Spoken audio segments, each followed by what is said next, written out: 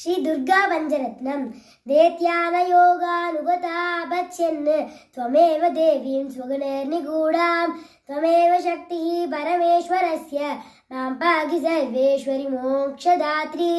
देवात्मशक्तिः श्रुतिवाक्यगीता अगर्षिलोकस्य पुरः प्रसन्ना गुहापरं व्योमसतः प्रतिष्ठा मां पाहि सर्वेश्वरि मोक्षदात्री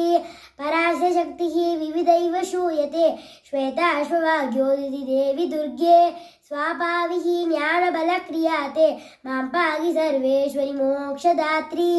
देवात्मशब्देन शिवात्मभूता यत्कूर्मवायव्यमचो विविद्या